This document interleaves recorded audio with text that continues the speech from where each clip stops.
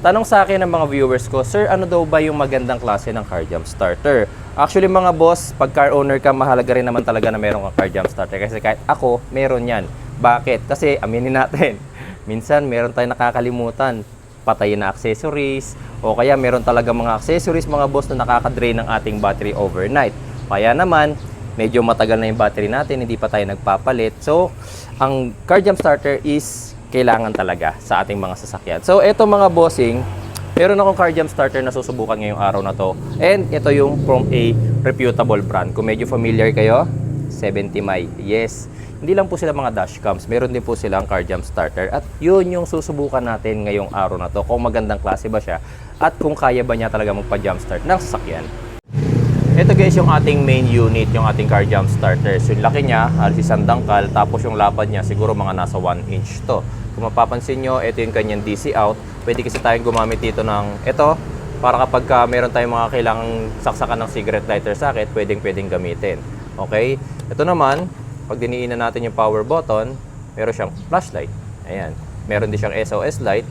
Ayan. Tapos meron siyang USB port dito para pwede tayong mag-charge ng mga gadgets natin. So para na rin siyang power bank.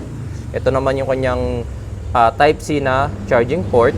Tapos ito yung kasama niyang charger. Tapos ito yung mismong booster cable na gagamitin natin. Tapos ito yung kanyang display. Pag pinindot natin, makikita nyo rito kung ilang charge pa siya. So 5 bars yan. So ngayon nasa 4 bars lang siya. Tapos ito yung susubukan natin ngayon kung kaya niya magpa-jump start ng ating lobat na sasakyan. And ang kagandahan dito, tignan nyo naman, meron siyang napakagandang pouch bag. Kasama na siya sa package. Oh, ganda oh. In fairness oh, diba?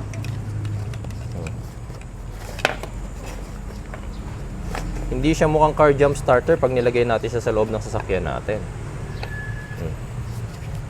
Carry, para lang siyang baunan, no? Para masubukan natin kung okay yung ating 70 My car jump starter, sinadya kong ilobat itong aking owner type Jeep. Tara, try nga natin i-start. Ayun. Ayan. Kung maririnig nyo, puro click na lang. At kung makikita nyo rito sa aking voltmeter, 9.8 volts na lang yung voltage ng aking battery. Hindi talaga sapat yan mga boss para makapag-start ng ating sasakyan. So para gamitin to, dito sa part na to, buksan nyo lang yan, tapos isasaksak natin yung ating booster cable. Hindi nyo naman siya mapagbabaliktad kasi yung isa mas malapad, yung isa bilog lang. Pasok nyo ganyan. Tapos turn on natin yung ating car jump starter. And ilagay natin ngayon yung red clamp sa positive terminal ng ating battery. And then yung negative clamp, yung black clamp sa negative naman ng ating battery.